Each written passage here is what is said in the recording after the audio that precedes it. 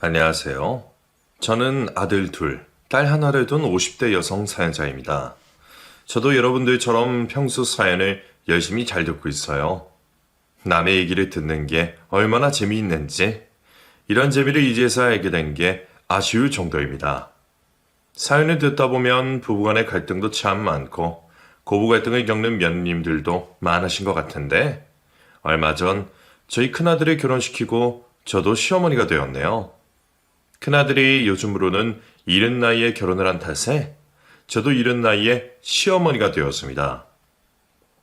저도 며느리는 해봤지만 시어머니는 처음이라 걱정되고 염려도 많은데 사연을 들으면서 느낀 바가 많아서 최대한 조심을 하려 하고 있어요. 시어머니는 아무리 잘해줘봐야 시어머니라지만 저는 그래도 며느리가 딸처럼 예쁘고 귀하게 느껴지네요. 게다가 사돈들도 너무 좋으신 분들이라 제가 자식 결혼 하나는 참 잘 시켰다는 생각이 듭니다. 그래서 제가 결혼식 날 얼마나 긴장이 많이 되고 실수하지 않으려 걱정했는지 몰라요. 그런데 그런 중요한 결혼식 날 생각지도 못한 일이 벌어질 뻔해서 제가 이렇게 사연을 보내게 되었습니다. 사실 저도 순탄한 삶을 살았던 건 아닌지라 할 얘기가 많았네요. 매번 듣기만 하다가 정작 제가 사연의 주인공이 될 줄은 몰랐는데 말이에요. 그럼 제가 겪은 그 일을 여러분들과 공유해 보겠습니다. 저도 결혼을 해봤고 이제는 자식도 결혼시켜 봤지만 결혼이라는 게 어쩌면 인생에 있어서 가장 중요한 일이 아닐까 싶은 생각이 듭니다. 젊은 시절에 배우자를 만나서 가정을 꾸리고 남은 평생을 함께 한다는 게 결코 쉬운 일이 아니잖아요. 좋은 배우자를 잘 만나야 남은 생이 행복하고 평안할 것이고 나쁜 배우자를 만나면 남은 평생이 괴롭고 고생길일 겁니다. 하지만 아쉽게도 저는 후자였네요. 못 모르던 젊은 시절에 만났던 남편은 겉보기만 좋은 사람이었습니다. 연애할 적에는 말을 어쩜 그렇게 잘하는지 별도 달도 따주겠다며 가짜 사탕 발림으로 저를 꼬셨었죠. 하지만 제가 바보라서 속은 건 아니었어요. 워낙 성실하고 착하다고 동네에 소문이 났던 사람이라 저도 그 사람이 정말 순진하고 성실한 사람인 줄만 알았거든요. 그랬기에 오로지 사람만 보고 가지가 넘는 그 남자와 결혼을 했던 거였죠. 그렇게 사람 하나 보고 결혼했던 저는 결혼 후에야 제가 속았다는 것을 알게 되었습니다. 결혼 전에는 평생 고생 안 시키고 호강시켜주겠다 그러더니 결혼을 하자마자 사람이 안면몰수하고 싹 바뀌어 달라지더라고요. 순진하고 성실하고 착한 그 남자는 어딜 갔는지 남편은 성실해 보이던 겉모습과 달리 놀기 좋아하고 주색 잡기 좋아하는 한량이었습니다. 집에서도 매번 술 타령을 하더니 제가 임신을 하자마자 배부른 저를 팽개치고 밖으로 싸돌아다니곤 했었죠. 대체 어디서 뭘 하는 건지 매일 분냄새, 술 냄새 배어 들어오는 남편에게 바가지 긁는 것도 하루 이틀이 아니었어요. 그러다 보면 결국 제가 제풀에 지쳤습니다. 그런 모습을 결혼 전에 알았더라면 절대로 결혼을 하지 않았었겠죠. 그걸 자기도 알아서 그런지 제가 임신을 할 때까지는 본 모습을 숨기고 있었더라고요. 하지만 제가 속은 것은 그것뿐만이 아니었어요. 원래 놀기 좋아하면 돈 쓰는 것도 좋아하는지 남편은 사치가 심했습니다. 그것도 결혼 전에는 전혀 몰랐었죠. 저랑 연애할 적에는 매번 꾀죄죄한 옷만 입고 다니고 다 떨어진 신발만 신고 다니기에 불쌍하다 생각했었습니다. 저랑 데이트할 적에도 다방 커피 한 잔도 아깝다며 그렇게 아끼고 다니기에 사치라고는 모르는 사람인 줄 알았더니 그저 나한테 돈 쓰는 게 아까울 뿐이지 자기 친구들한테는 펑펑 쓰고 다니는 사람이었어요. 월세 살면서 처자식까지 딸린 사람이 무슨 돈이 있다고 그렇게 쓰고 다니는지 집에 갖다 줄 돈은 없다면서 밖에서 돈 쓰고 다니고 술값 내는 건 전혀 아까워할 줄 몰랐죠. 어쩌면 그래서 그 사람 주변 평판이 좋았던 건지도 모르겠네요. 그런 남편의 참모습을 결혼을 하고서야 알았으니 저는 완전히 사기 결혼이라 생각하면서도 뱃속의 아이 때문에 참고 살 수밖에 없었습니다. 그래도 자식이 태어나면 철이 들고 좋아질 거라 생각했어요. 매번 그런 남편 편에 드시던 시어머니도 저더러 그러셨으니까요. 남자는 다 여자하기 나름이다. 네가 제대로 휘어잡지를 못하니 제가 저러는 거지. 네가 아들만 낳아봐라. 제가 설마 장손 누구도 싸돌아다닐까? 원래 남자는 처자식 생기면 정신을 차리는 법이야. 그러니 너는 괜히 남편 바가지 긁을 생각 말고 무조건 아들 낳을 생각만 하고 딴 생각은 말아라. 시어머니의 바람 때문이었을지 저는 정말로 아들을 낳게 되었습니다. 남편은 아들이 자기를 닮았다고 무척이나 좋아했고 그런 아들을 보고 정말 정신을 차리는 것도 같았어요. 여보, 고생했어. 나 이제 정말로 열심히 살게. 이제 당신이랑 우리 현석이 보고 살아야지. 앞으로는 밖에서 술도 안 먹고 친구들도 안 만날게. 나 정말 가족 위해서 열심히 살게. 하지만 남편의 그런 약속은 1년이 채가지 못했습니다. 시어머니의 호언장담도 결국 틀린 얘기였죠. 그렇게 자식 위해서 살겠다던 남편은 아이 호적에 도장이 마르기도 전에 또 밖으로 나돌기 시작했습니다. 그놈의 술 때문에 제가 남편을 데리러 경찰서를 들락거린 것도 몇 번인지 모르겠어요. 매일 늦은 밤마다 아이를 등에 업고 남편을 데리러 갈 때면 저는 정말 죽고 싶은 심정이었습니다. 나만 있으면 몰라도 애가 있는 사람이 어쩜 그렇게 무책임할까 싶었어요. 애가 아직은 어려서 뭘 모른다 하지만 아이가 자라면서 그런 아버지를 보고 나쁘게 자랄까봐 그게 늘 걱정이었었죠. 남편도 술에서 깰 적에만 미안하다며 후회를 했고 다음 날이면 또다시 사람들과 어울려 다니고 술자리에 나가곤 했습니다. 그렇게 남편이 정신을 못 차리는 사이 저는 큰애와 3살 터울의 둘째를 가졌고 이번에도 아들이었어요. 둘이나 아들을 낳았다며 시어머니가 무척 좋아하셨죠. 그래서 그런지 항상 남편 편만 드셨던 시어머니도 그때는 제 편을 들어주셨습니다. 사실 남편은 제가 아이를 낳을 때에도 옆에 있지 않았습니다. 아들 낳았다고 그렇게 좋아했으면서 제가 혼자 애를 낳는 날에도 취해 있었거든요. 술 먹는다고 새끼가 태어나는 줄도 몰랐던 남편이 첫째에 이어서 둘째를 낳을 때에도 제 시간에 오지 않았는데 전에는 일하는 사람 괜히 잡지 말라며 타박하시던 어머니도 이번엔 남편에게 크게 화를 내셨어요. 너, 애비라는 사람이 이게 뭐냐? 자식 태어나는 날까지 이렇게 취해서 오냐? 이제는 먹여 살릴 자식이 둘인데 언제 정신을 차려오고 그래? 네가 아직도 정신을 못 차린 게야? 시어머니는 제가 시집오고 처음으로 남편에게 화를 내셨고 그나마 부모 무서운 줄은 아는지 남편은 그 뒤로 한동안 정신을 차린 듯 보였습니다. 정말로 술도 줄이고 외출도 줄인 덕분에 그나마 애들이 아버지 얼굴은 보고 자랄 수 있게 되었죠. 물론 자기는 바깥일 하느라 힘들다고 애들 기저귀 한번 갈아준 적은 없었지만 그래도 저녁 시간에 식구들이 다 같이 둘러앉아 밥 먹고 집에서 애들 옆에 있어주는 것만으로도 저는 만족스러웠어요. 그렇게 한 몇 년간은 별 문제 없이 지낼 수 있을 줄 알았습니다. 남편 벌이가 넉넉하지는 않았지만 허리띠 졸라 아껴 살면 내 식구 먹고 살 수는 있을 거라 생각했고 애들만 조금만 더 키워두면 저도 나가서 일을 하려 생각했었죠. 그런데 예상치 못하게 셋째가 생겼습니다. 우리 형편에 셋은 무리다 싶었는데 이미 생긴 걸 어떻게 할 수도 없었네요. 게다가 셋째는 또 딸이라니. 평소 딸을 보고 싶었던 저는 내심 기쁘기도 했습니다. 아들들도 귀했지만 저도 저 닮은 딸을 가지고 싶었거든요. 당시만 해도 남편이 정신을 차린 듯 보였기에 그렇게 저는 걱정 없이 셋째를 품게 되었죠. 하지만 남편은 그때부터 조금씩 다시 헛바람이 들기 시작했어요. 마누라가 임신을 해 있으면 집에 더 꼭 붙어 있어야 할 텐데 남편은 오히려 제가 임신했다는 이유로 밖으로 돌기 시작했습니다.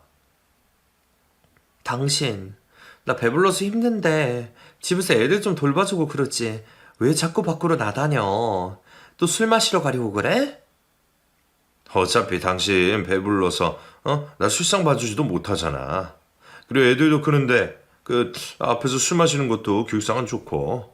나 그냥 잠깐 한두 잔만 마시고 올게. 그렇다고 배부른 마누라랑 애들 두고 나가면 어쩌자는 거야. 가뜩이나 임신한 상태로 애 들여보려니 힘들어 죽겠는데. 그러지 말고 집에 좀 있어요, 제발. 아이 정말 잠깐 다녀오겠다니까 그러네. 당신 피곤할 텐데 나 기다리지 말고 애들 재우고 먼저 자고 있어. 결국 남편은 밖으로 나갔고 그때부터 고삐가 풀렸는지 또다시 술을 마시기 시작했습니다. 한동안 남편 단속을 해주시던 시어머니도 이제는 고령이라 힘드신지 더 이상 남편을 말리지도 못하셨죠. 그놈의 술 끊기가 그렇게 힘든 건지 결국 제가 먼저 남편을 포기하게 되었습니다. 자식이 셋이나 되다 보니 이제는 아무리 아껴도 남편 혼자 버리로는 되지 않았습니다. 애들도 점점 크는데 더 큰 집으로 이사도 가야 하고 돈 걱정이 컸어요. 그렇다고 남편이 돈을 더 벌어올 수는 없었기에 결국 제가 다시 일을 시작하는 수밖에 없었죠. 그래서 저는 막내 딸아이가 걸음을 떼자마자 어린이집에 보내놓고 나가서 일을 하기 시작했습니다. 둘이 벌어야 셋을 키우겠다 싶어 일을 시작했더니 남편은 제가 일을 시작하자 점점 더 게을러지기 시작했습니다.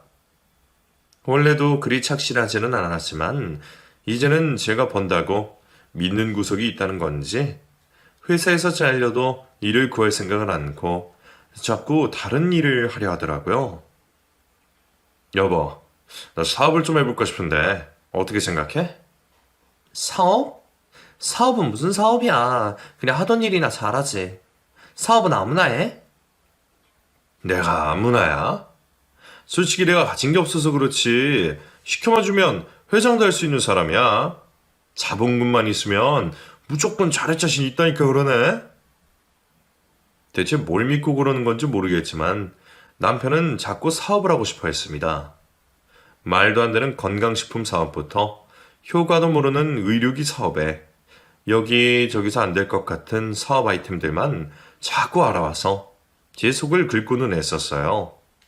정말 좋은 아이템이 있어서 해보겠다 그래도 말릴 판에 자기 아이디어는 하나도 없는 사람이 남의 말만 듣고 귀가 얇아져서 일을 벌리려 하니 저는 당연히 말릴 수밖에 없었습니다. 하지만 남편은 뭐라도 해보고 싶다며 제 말을 무시하곤 했었죠. 돈만 생기면 어떻게든 사업을 해보려 하던 남편은 시어머니를 꼬셔서 사업을 보려지만 망했습니다. 그러는 사이 시어머니가 돌아가셨고 시어머니가 돌아가신 뒤로는 눈치 볼 것 없던 그 사람은 기어이 제 돈을 건드렸습니다.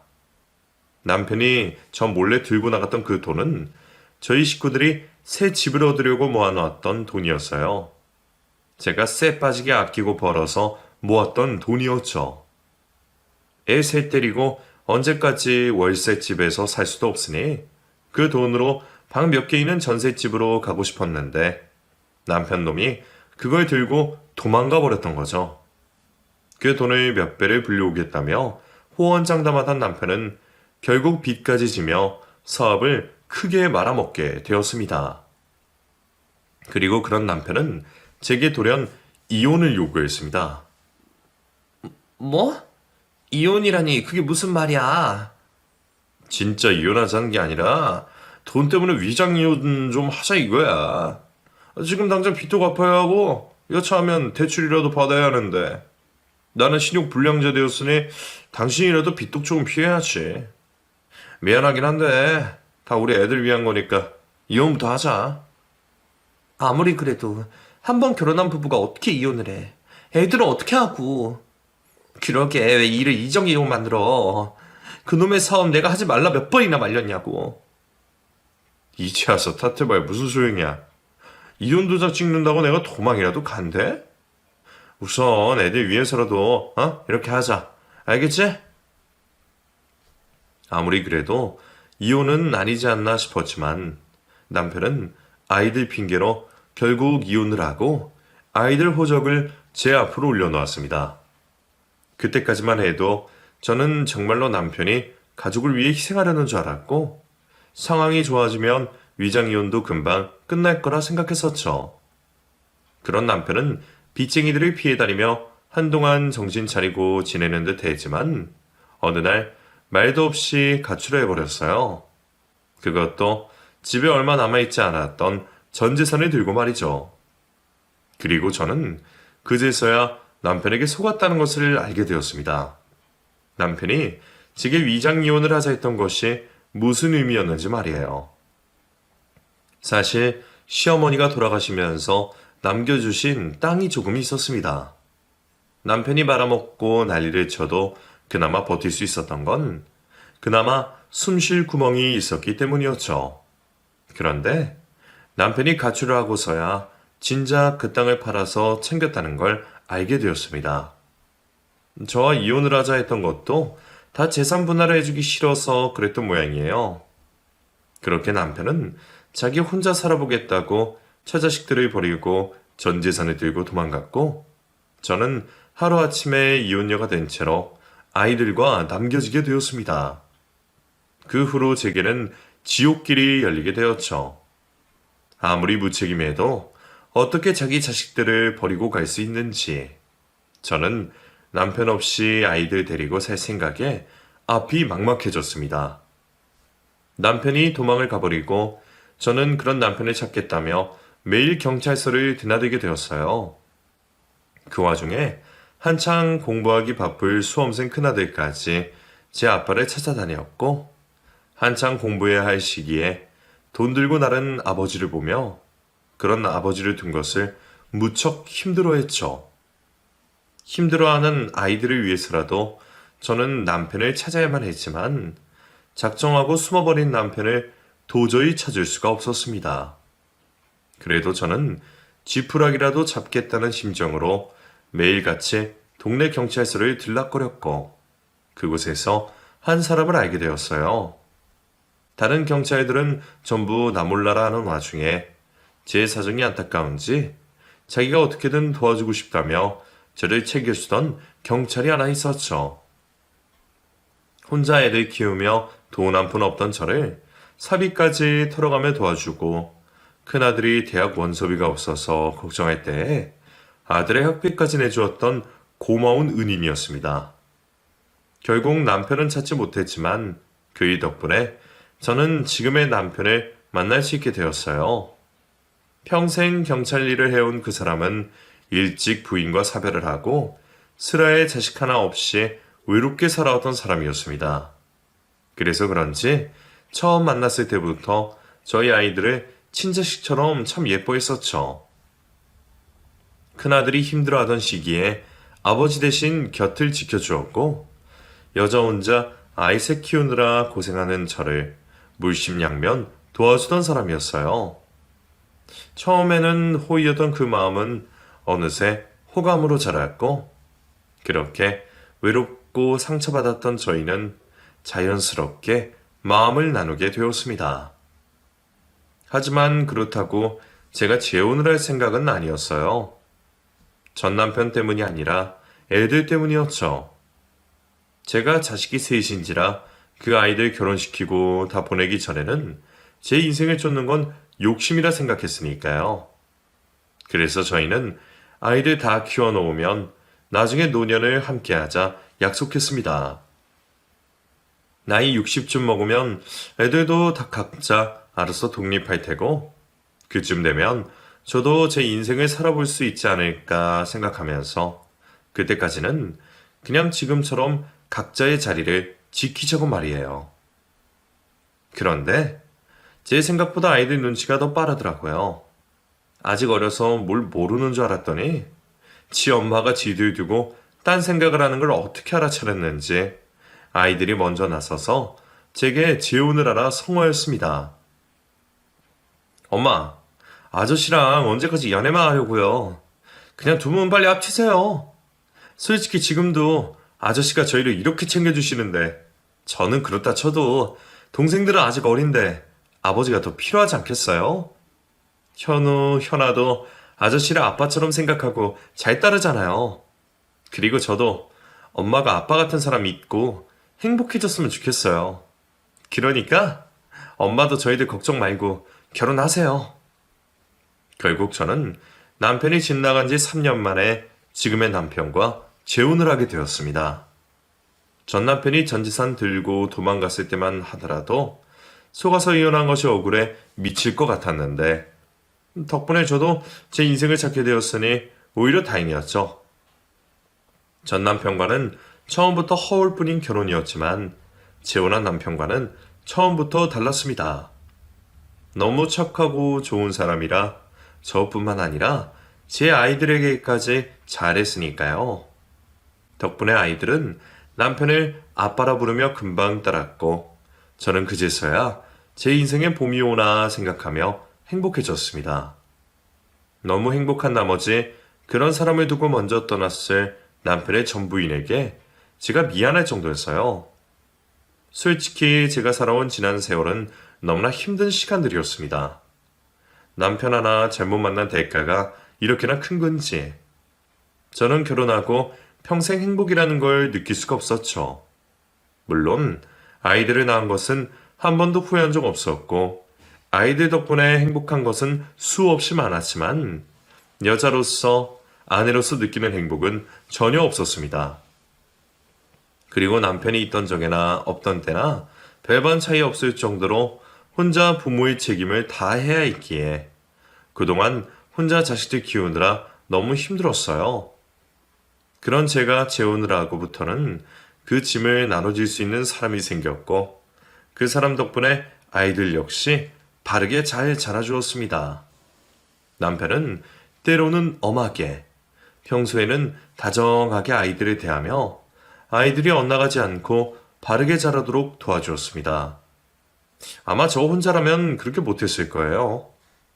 아이들 역시 경찰로 모범을 보이는 새아버지를 존경하며 잘 따랐고 그런 아버지를 실망시키고 싶지 않다며 모두 열심히 해주었죠. 덕분에 큰아이는 열심히 공부해서 교수의 꿈을 키우게 되었고 둘째 아들은 새아버지를 따라 경찰대를 지망하게 되었습니다. 막내 딸아이도 분야는 다르지만 열심히 해주었고요. 그렇게 잘 커준 아이들을 보며 흐뭇할 수밖에 없었죠. 그러던 어느 날 큰아이가 저와 남편에게 결혼을 하고 싶다며 말을 꺼냈습니다. 박사과정을 준비한다는 애가 갑자기 무슨 결혼인가 싶었는데 그럴 만한 사정이 있더군요. 엄마, 아저씨, 저 유학 가기 전에 결혼을 할까요? 진지하게 만나는 사람이 있는데 그 사람이랑 같이 유학 가고 싶습니다. 사실 저희끼리는 이미 얘기가 끝났는데 확실해지면 알려드리려다가 늦어졌어요. 원래는 제가 박사학위 따오면 그때 결혼할까 했는데 여자친구 부모님께서 기다리는 것보다 같이 공부하고 오는 게 좋겠다고 하셔서요. 그래서 저희 결혼식 올리고 같이 떠날까 해요. 현석이가 만나는 아가씨가 있는 줄은 알았지만 아직 이른 나이라 결혼까지 생각하는 줄은 몰랐습니다. 다 큰 자식, 연애 사업에 너무 관심 갖는 것도 안 좋을 것 같아서 궁금해도 물어보지 않았었는데 갑자기 결혼 얘기를 꺼내니 저는 조금 당황스러운 마음도 있었어요. 아직 자식 결혼을 시키기에는 제가 너무 준비되어 있지 않다 생각했거든요. 너희들 마음이 확실하다면 그것도 좋지만 그래도 갔다가 돌아와서 하는 게 좋지 않겠니? 네가 지금 당장 결혼하겠다 그래도 엄마가 해줄 수 있는 것도 없고 아직 결혼시킬 준비가 안 됐는데 말이야. 사실 저도 그게 제일 걱정이긴 했었어요. 아직 제가 벌이가 마땅치도 않고 결혼 자금 때문에 집에 부담드리기 싫어서 제 이름으로 결혼할 수 있을 때까지 기다려 주십사 말씀을 드렸었는데 여자친구 부모님이 도와주고 싶으시다 하시더라고요. 도와주시다니? 그게 무슨 말씀이시니? 사실 여자친구 부모님이 사업을 하셔서 여력이 좀 있으세요. 거기다가 여자친구가 외동딸이다 보니 저를 아들처럼 생각하시더라고요. 그래서 저희 쪽만 괜찮으면 결혼 비용은 부담 갖지 마시라고 말씀을 하셔서요.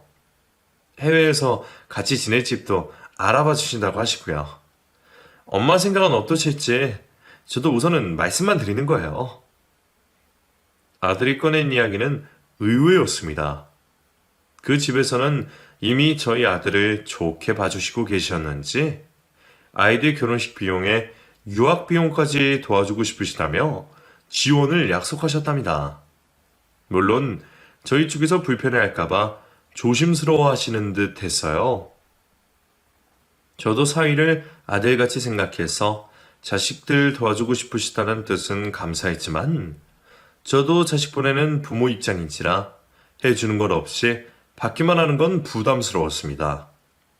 하지만 그렇다고 제 체면 차리면서 자식 앞길에 맡겠다는 얘기는 아니었었죠. 그래서 저는 신중히 고민했고 남편과도 충분히 상의할 수밖에 없었어요. 결국은 저희가 그 집 부모님과 직접 만나서 이 얘기를 나눠봐야겠다 생각했죠. 그래서 얼떨결에 상견례를 하게 되었습니다. 다행히 그렇게 만나 뵙게 된 사돈분들은 무척 좋으신 분들이셨습니다. 따님을 어렵게 가지셔서 저보다 한참 연배가 있으셨는데 그래서 그러신지 정말 어른 같으시고 온화하고 좋으신 분들이었어요. 재혼 가정인 저희 집 사정을 이미 알고 계셨는지 그런 부분에 대해서도 전혀 불편함이 없으시고 오히려 저희를 많이 이해해 주셨습니다. 저희도 현석이가 어떻게 자랐는지, 현석이 부모님이 어떻게 자녀들을 기르셨는지 들었습니다. 사실 그걸 듣고 현석이가 바르게 자란 것 같아서 더더욱 애들 결혼을 시키고 싶었죠. 아드님을 이렇게 잘 키워주셔서 정말 감사의 따름이라 저희 여력이 되는 대로 해주고 싶은 마음입니다. 사돈 되실 분들 입에서 그런 얘기를 들으니 저희 집 사정을 다 아셔서 창피하다는 마음보다는 그래도 좋게 봐주셨구나. 혼자 자식을 기르느라 고생한 내 고생이 헛되지는 않았구나 싶어 한결 마음이 가벼워졌습니다. 덕분에 저도 그분들의 호의를 부담스럽고 불편하지 않게 받아들일 수 있게 되었어요. 상견례 자리에서 깊이 얘기를 나눴던 저는 결국 아이들이 좋다는 대로 결혼을 시키고 아들 며느리를 함께 유학 보내기로 했고 아이들 유학을 지원해 주시겠다는 사돈분들 덕분에 아이들은 해외에서 집을 얻어 신혼을 보내기로 결정되었습니다. 그 후로 결혼 준비는 속전속결이었어요. 며느리들 아이는 세상 모르고 순수한지 재고 따지는 것이 없었고 애들은 유학 준비를 하느라 바쁜 바람에 저와 안사돈이 함께 결혼 준비를 대신해주게 되었죠. 저야 괜히 입 열기도 죄송스러웠는데 너무 감사하게도 제 의견을 많이 들어주시고 신경 써주셔서 준비하는 내내 행복했습니다. 역시 사돈이 저보다 젊으셔서 그런지 감각이 좋으시네요. 나는 벌써 60줄이라 그런지 이런 건 뭐가 예쁜지 모르겠더라고요. 안 그래도 지 엄마 보는 눈 없다고 딸이가 걱정하던데 시어머니 잘해둬서 이제는 걱정이 없겠네요. 아니에요. 무슨 말씀을요. 저도 결정하기 어려운데 사돈께서 잘 봐주셨죠. 아무쪼록 사돈 덕분입니다. 좋은 사돈을 만난 덕분에 괜히 기싸움하거나 신경 쓸 일도 없었고 저는 정말로 좋은 언니를 만난 것처럼 사돈과 마음을 나눌 수 있었습니다. 덕분에 아이들 보내놓고도 자주 교류하며 지내기로 약속을 하게 되었죠. 제가 인복은 참 없다 싶었었는데 그래도 자식복은 있었던 건지 아이들의 결혼 덕분에 또 그렇게 좋은 인연을 만나게 되었네요. 그렇게 결혼식까지는 착착 준비되었고 아무 문제가 없었습니다. 준비를 잘한 것과 달리 막상 결혼식 날이 다가오니 걱정이 태산 같았지만 그런 제 옆에서 저를 다독여주는 남편 덕분에 저는 마음을 잘 추스릴 수 있었어요. 당신, 현석이 장가보는 일이 걱정돼? 너무 걱정하지 마. 현석이 잘 살 거야. 당신이 그렇게 잘 키웠잖아. 그게 어디 내 덕인가? 말이 나와서 말이지만 나는 당신한테 참 고마워. 당신 만난 덕분에 새아이 무사히 잘 키웠고 그애 커서 장가가는 것까지 걱정 없이 볼 수 있게 됐잖아. 한창 예민할 시기에 당신이 옆에 없었으면 현석이 걔 정말 비뚤어졌을지도 몰라. 그럴 때 당신이 잘 잡아준 덕에 애가 큰일 없이 잘 커준 거지. 솔직히 나 당신 옆에 없었더라면 자식 결혼도 제대로 못 시켰을 거야.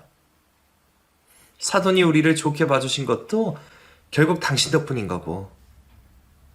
에이, 당신 혼자 고생한 세월이 30년인데 내가 뭘 한 게 있다고. 아직 아버지 소리도 못 듣는데 내가 정말 아버지 노릇을 하긴 했나?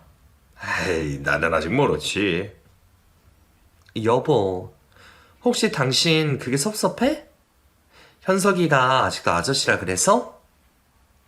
아니, 섭섭한 게 아니라 내가 아직은 그 자리를 채워주지는 못하니까 미안해서 그렇지. 당신이 미안할 게 뭐 있어. 당신이 애들한테 곁에 아버지 노릇한 게 사실인데. 사실 결혼까지 하면서 현석이게도 그러면 안 됐지. 낳아준 정보다 기른 정이 크다는데 이젠 아버지라 불러야지. 그래도 당신이 조금만 이해해줘. 현석이 걔가 날 닮아서 그럴 거야. 마음은 아닌데도 입 밖으로 뱉는 게 어려서 그렇지. 그래도 현석이가 당신 많이 생각하는 건 알지? 호칭은 그래도 애들한테 아버지는 당신 하나야. 그럼 알지. 나도 그냥 한 소리야. 어? 당신 또 이렇게 미안할 줄 알았으면 말 안 하는 건데. 내가 말 실수했네. 사실 그때까지도 큰애 현석이는 남편을 아저씨라 부르곤 했습니다. 다른 동생들과 달리 큰아들은 지금의 남편을 다 커서 만났으니 한창 머리 굵고 예민할 시기에 아빠 소리가 쉽지는 않았겠죠. 그렇게 아저씨라 부르던 호칭이 변함없이 지금까지 이어져 왔는데 저도 그 사이 익숙해졌는지 남편이 그걸로 섭섭할 거라 생각을 하지 못했네요. 그래도 큰아들과 남편 사이가 나쁘지는 않았습니다. 오히려 큰애가 힘든 시기에 남편에게 많이 의지했던 편이라 둘 사이가 돈독하기도 했었죠.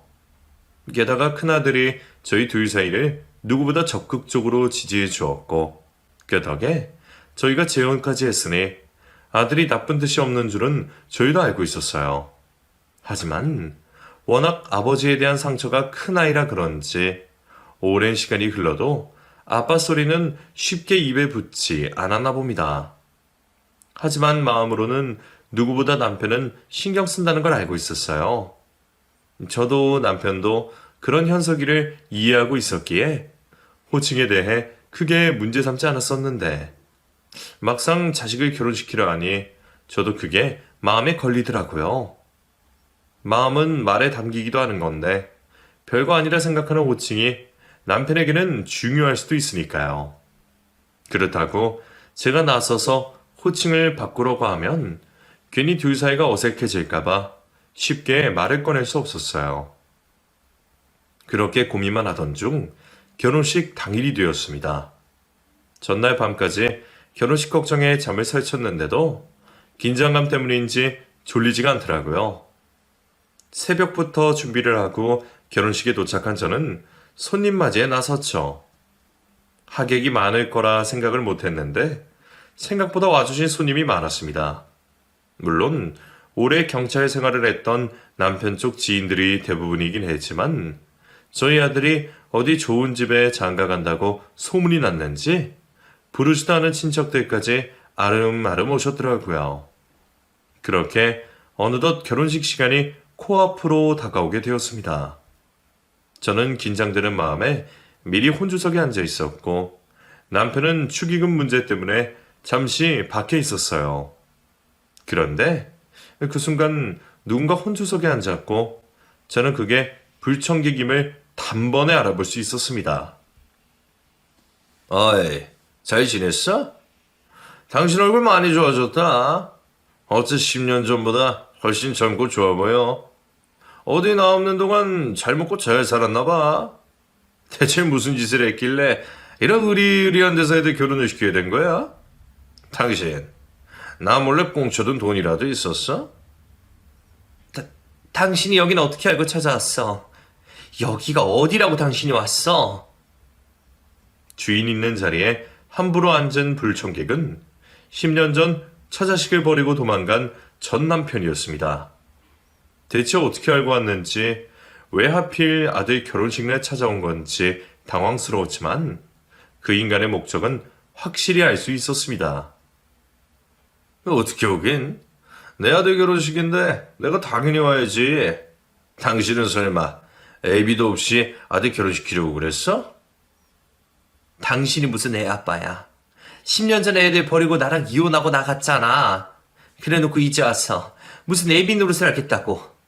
아들 결혼식 날까지 깽판 치고 싶어서 이래? 에이, 내가 뭐 아들 결혼식에 깽판을 치겠대? 당신도 너무하네. 그냥 궁금해서 온 거지. 듣자니 사돈댁이 부자라며? 그 집에서 사이가 낀다고 별거 다 해줬다면서. 당신도 아들 팔아서 장사 좀 했나 보던데. 거기에 내 목도 있는 거 아니야? 현석이 잘난 게 다 내 덕이잖아. 대체 어디서 무슨 얘기를 듣고 왔는지 모르겠지만 호사를 듣고 돈이라도 뜯으려 온 건지 전 남편은 제게 협박조로 짓거렸습니다. 애들 버리고 나간 놈이 이제 와서 무슨 아비 타령을 하는 건지 그 뻔뻔함에 말도 나오지 않았었죠. 당신도 좋은 날 시끄럽게 하기는 싫을 거 아니야. 별건 아니고 그냥 적당히 좀 챙겨줘. 뭐? 돈을 달라고? 내가 돈이 어디 있어? 아니 뭐 급하면 축이 들어온 거라도 좀 주든가. 아까 보니까 하객도 많아서 돈 꽤나 될 것 같은데 그것만 해도 돈 몇천은 되지 않겠어? 혼주석을 꿰찬 전 남편은 아들 결혼식이라 큰 소리 내지 못할 저를 알고서 돈을 달라며 저를 협박하고 있었습니다. 아무리 개처방 같은 인간이라 해도 어떻게 자기 자식 결혼식에서까지 이룰 수가 있을까요? 하지만 제가 더 화가 나는 건 따로 있었습니다. 지금 그 인간이 앉은 자리나 달라 그러는 축의금은 전부 제 남편 몫인데 부모 노릇 한 번 하지 않았던 놈이 어디 이제 나타나서 남의 자리를 뺏으려 하는지 억울해서 눈물이라도 쏟을 것 같았죠. 전 남편이 행패 부리는 걸 남편이 보면 얼마나 속상하고 화가 날까 싶었던 저는 무슨 수를 써서라도 그 인간을 달래서 내보내려 했습니다. 하지만 돈을 주지 않으면 나가지 않겠다는 그 인간을 도저히 조용히 끌어낼 수 없었어요. 그렇게 소리 없는 짧은 실랑이 중에 남편이 금방 다시 돌아왔습니다.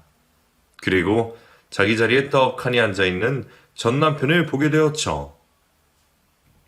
여전히 저를 무시하며 기고만장하게 구는 꼴을 본 남편이 그런 전 남편의 어깨를 움켜잡고 조용히 속삭였습니다.